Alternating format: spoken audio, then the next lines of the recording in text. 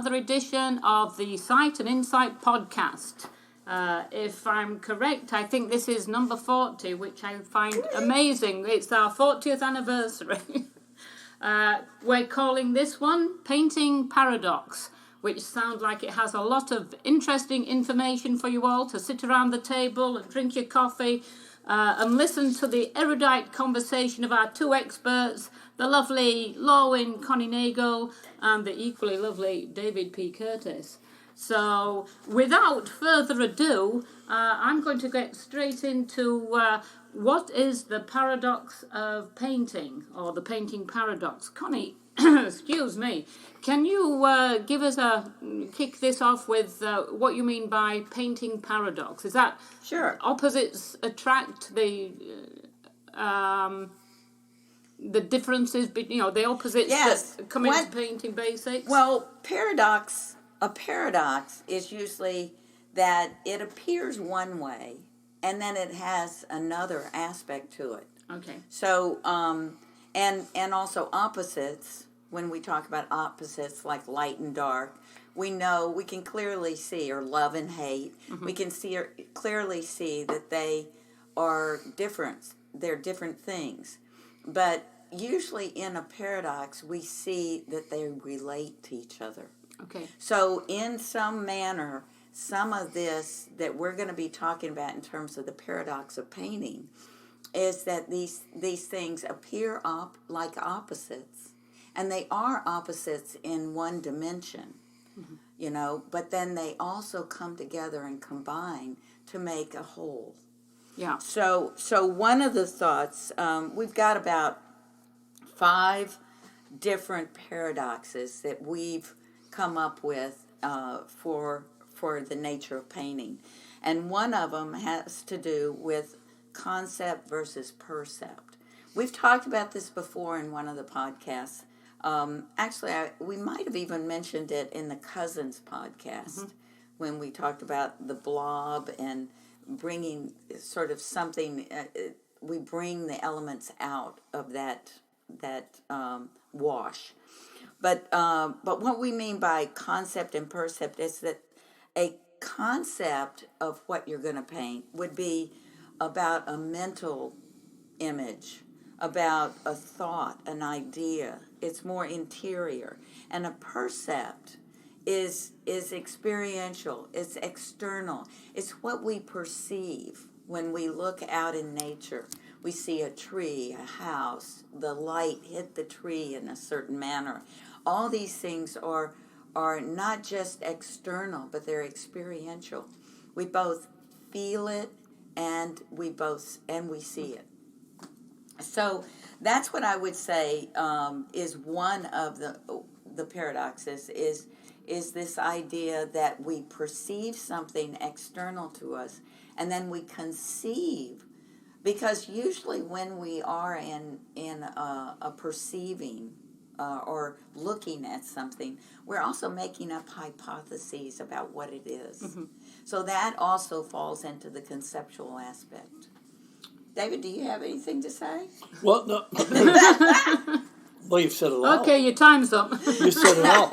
And to talk about these, the paradox, I think we're always talking about those simple principles of art that make painting together, or that gives the teacher the opportunity to critique somebody and say, your values are off, the harmony of tones aren't right. But I think these are interesting opposites that you've come up with, Connie. Concept, percept, I think is very important, and I like the fact that you sort of put the weight on the perceptual side.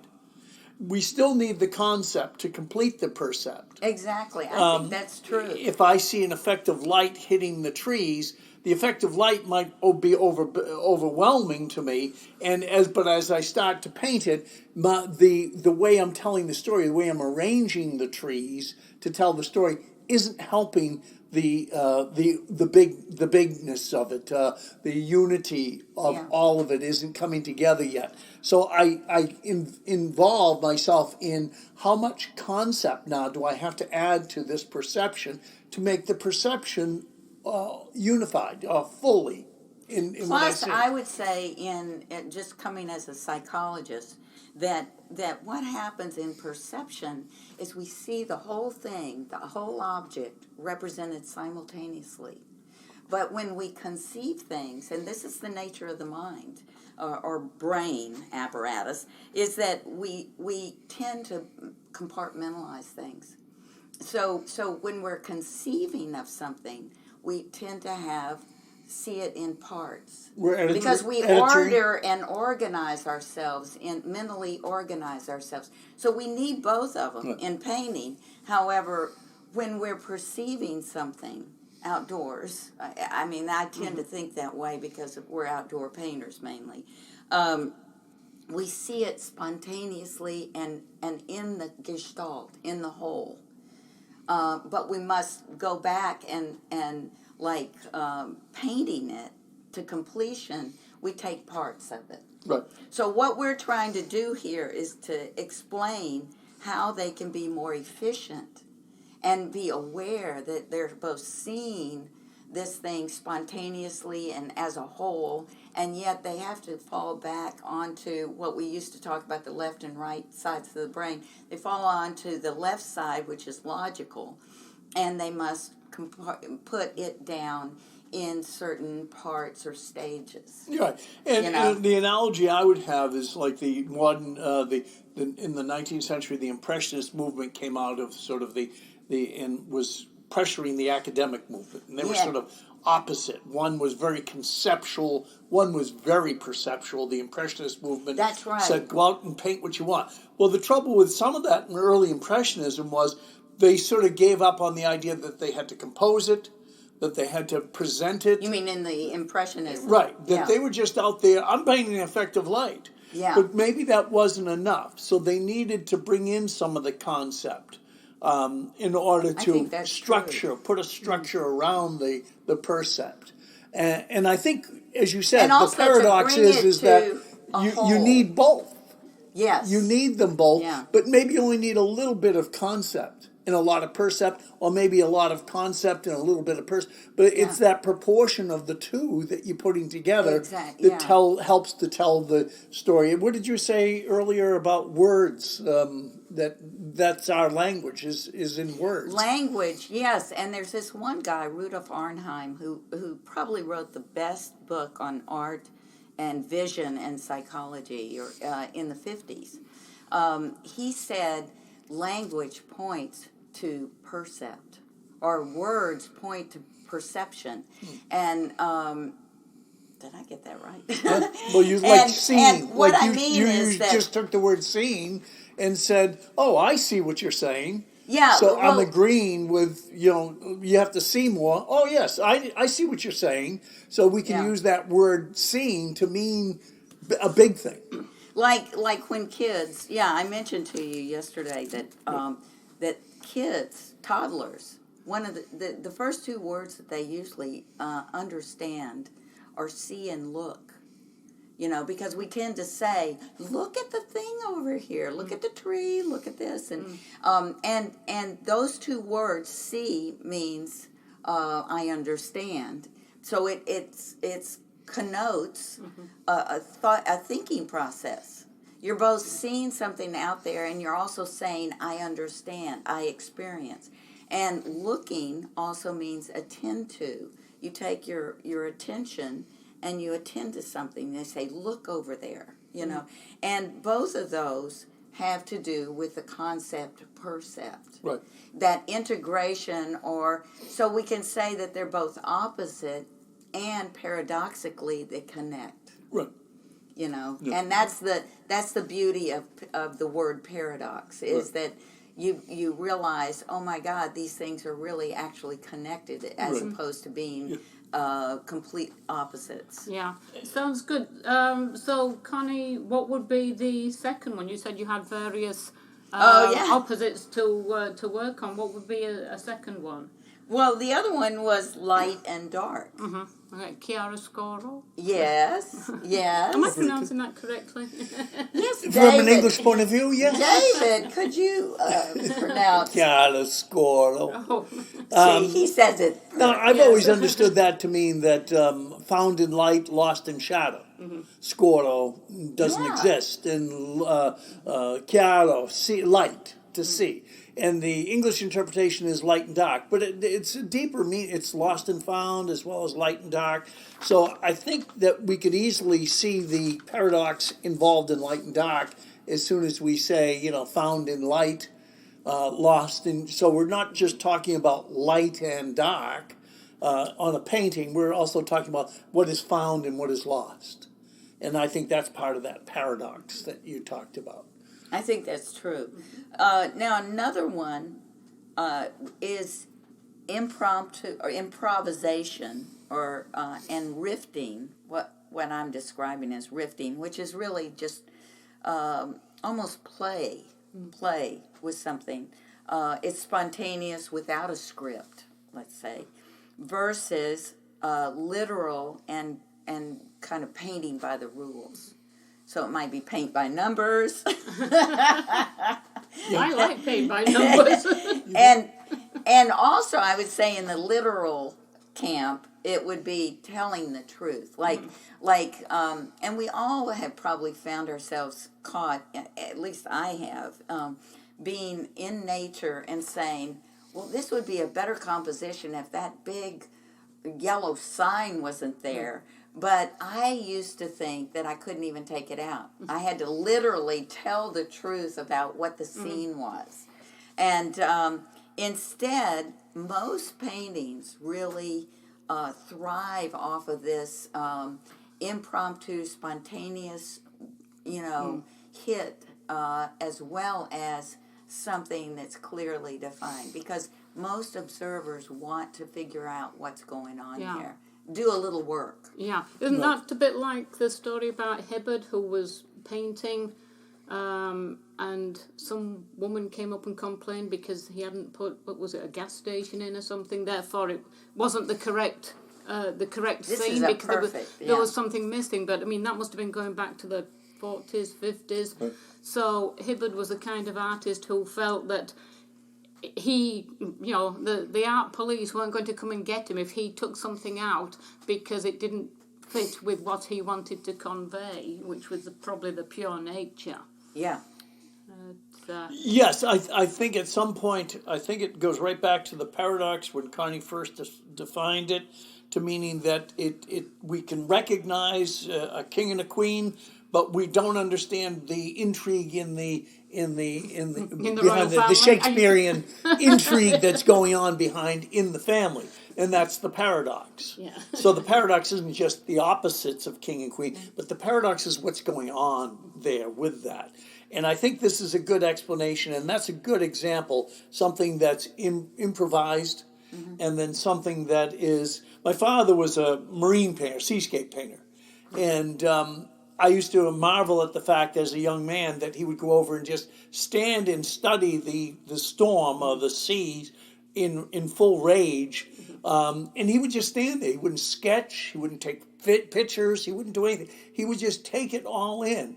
And then later that day, he would end up with this enormous 30 by 40 painting that I would say, wow, that's exactly what I saw as a kid. And I was amazed that he could do it all from his... later on, I realized how important the memory is, and the memory is sort of opposite the literal.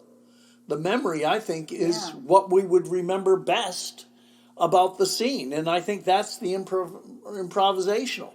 And if you're not good at the improvisational, you're going to really struggle, I think, with painting. I think you have to have that ability to play off of what is working for you and use more of that than just to say, but that gas station is right there. Plus, I would say, too, that the improv and the gestural nature, let's say, of a painting allows the painting to breathe.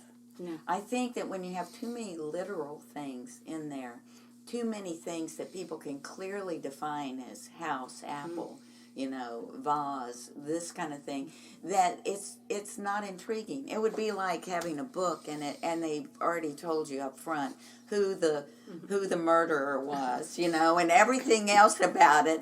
And then you're sitting there like, well, and I'm going to read 300 pages, I don't want to. I think I'll put it down. Exactly. Yeah. No, being literal, the positive side of being literal, let's reverse it and give the literal a little credit, is that it gives you instant gratification for the viewer. And as painters, we're the first viewers to when we look at a painting and make the first judgment. But when that viewer sees it and can identify something in your painting, exactly, there's a distant sailboat sailing and there's a storm coming or is the storm going, in their mind, they're going to put that story together. They're going to make it a literal thing. And the literal parts do help to tell the story. Exactly. As opposed to the impromptu parts don't so much. But do you think that students, or when an artist gets out there to paint plein air, do they get stuck in this mindset that it's there in front of me, therefore it's got to go in? How do you call on that improvisational idea that you can play with it? Because the act of painting, it's a long time since I've painted, but when I was doing that, you get so caught up and you have to do it a particular way. You get stuck in... Yeah, you got to let go. And I think you bring up a really good point, because I know in my evolution of painting, my personal way of doing things is that when I freed up myself from saying to myself, I have to put every little leaf and crumb in there, that it just made painting so exciting. So part of this idea of being a little looser is part of the musicality, I'd say, of painting too. Did you say you were painting crumbs? But the analogy I have for this is my dad's story was he was teaching and he walked up to somebody. They were at a lighthouse and the person had put the lighthouse right in the middle of their canvas. And so he said, well, you got the lighthouse right in the middle. Wouldn't you want to, wouldn't she, and the student replied, but that's the way it is, pointing at the lighthouse. And my father says, but the lighthouse on your canvas is in the middle. And she would point at the lighthouse and said, yes, that's the way it is. So sometimes the literalness is what you're thinking it is. Yeah. The individual, the artist is saying, I have to tell it exactly the way it is. If it's in the middle out there in nature, it's got to be in the middle of my canvas, even though it would look better to the left or right. Exactly. But in truth, it wasn't in the middle in nature. No. That's an egocentric thing. See, that has to do with her is standing there, and she says it's in front of me, in front of my vision. Yeah. Right. So it's in the middle of everything. Exactly. Yeah. No, I think that is the problem of being too literal, but it is that interplay of riffing and literalness that makes really for a wonderful painting. Exactly. And I always think of George Innes when I think as a landscape painter, who really was able to do that sort of memory or rifting or the intuitive idea of how to complete a painting would work in his painting as long as the storm clouds were coming from one side or the other, even though he was one who was never literal because he did it all out of his head. Isn't that amazing? Yeah. Okay, so do you have any more opposites? Yes, we do. So the fourth one has to do with ambiguity versus, and this kind of runs on the same thing of the impromptu or improvisation versus literal, is so versus clearly defined objects. Right. Ambiguous, again, we're sort of talking about the paradox.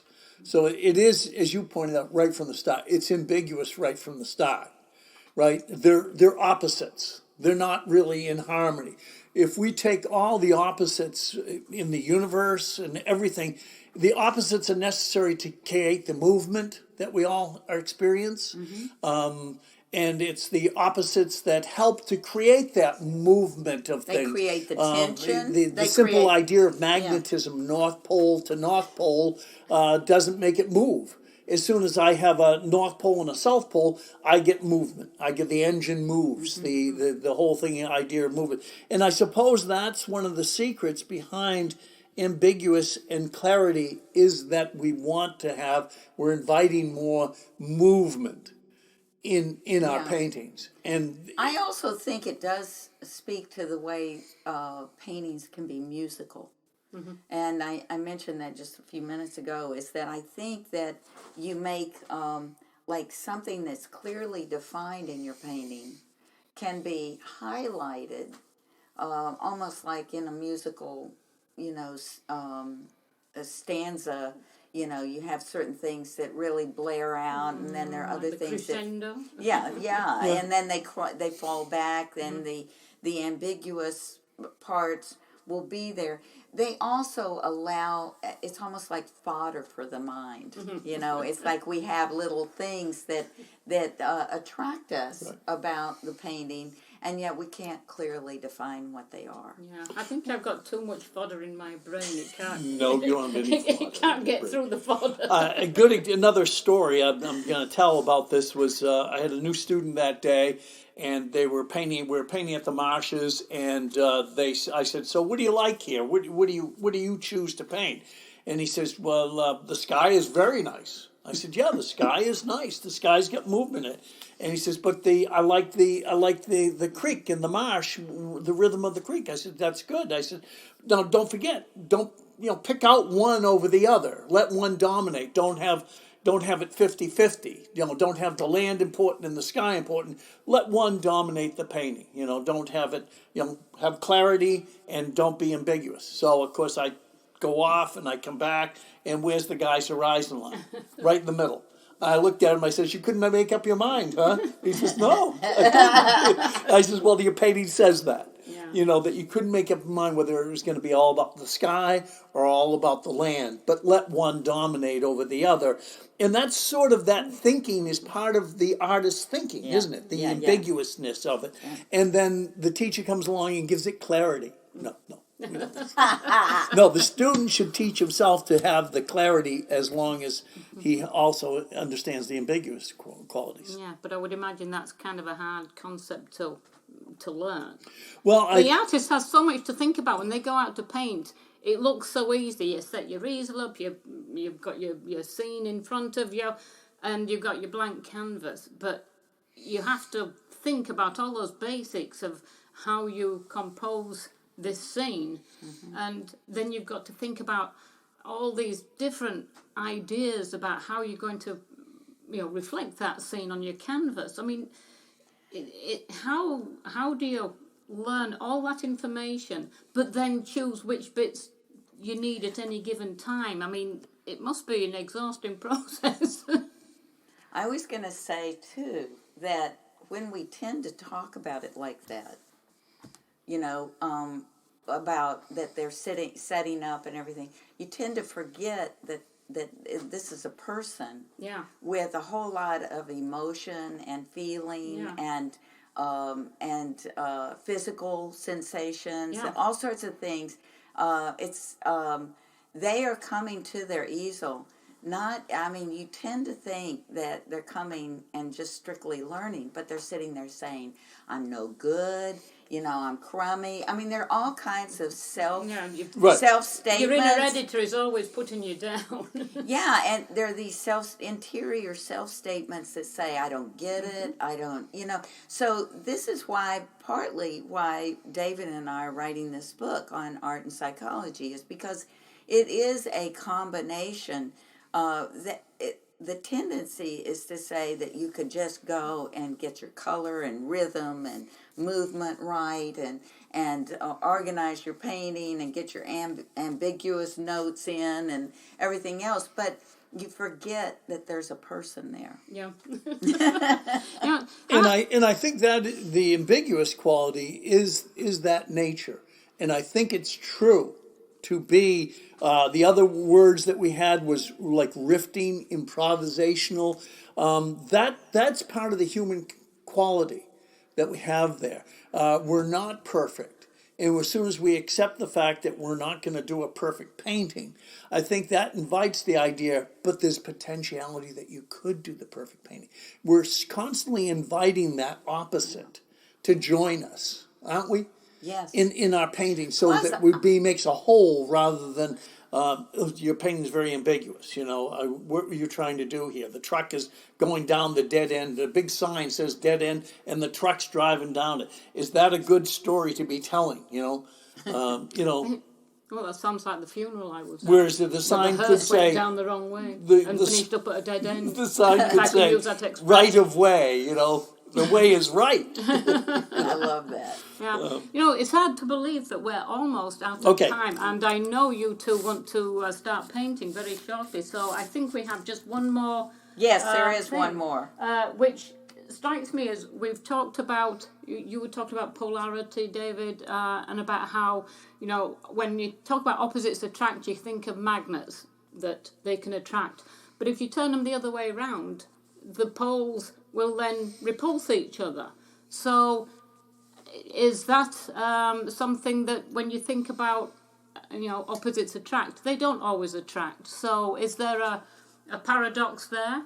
Yes, I think so. Well, I think when you want to make movement, that's what you want. You want opposites to be near each other but not connected. But to vibrate. The juxtaposition of color. Create the movement. And that's what the planets are doing. That's what the universe is doing. Actually, yeah. We're all sort of into that magnetic gravity sense of, quality. And I think it's important that remember that the toolbox is filled with these. One way of remembering it is to fill it with this paradox, with the idea that they're opposite. As Connie pointed out, light and dark, all the colors have complements. Red next to green, green next to red, orange and blue, yellow and violet. They all work together, but they're also they can also vibrate each other. I can put a yellow next to a purple and make the yellow really stand out, or I can blend the two together to make it a quiet thing. Connie even found that this sort of thinking is maybe this is a future podcast that we can introduce now about generative and generative and fundamental color theory. primaries. Yeah. Wow, that sounds very deep. I look forward to that one, Connie, when you've worked on it. No, we're both working on it. So you were talking about forms invite, Connie. Yeah, I said that forms organize our thought, because we tend to think that we think in language, but space and forms structure our language. We talk about it being above, below, and all this kind of stuff, but it's usually what we perceive out there, what we see. But getting back to this idea of attraction and repulsion, we might say that that a curved line would welcome you into your painting, versus too many curved lines might repulse you, and you say, well, that's just too You're just going round and round in circles. I could eat a plate of spaghetti. Oh God! And but so it's a delicate balance of what you use. Horizontal verticals can create a nice, interesting element. Put a diagonal in there, and you've changed everything. However, too many diagonals might make you say, I don't like it. Right. So. Yeah, I think that's good. An invitation. I think all paintings want to invite the viewer in. You think of the typical.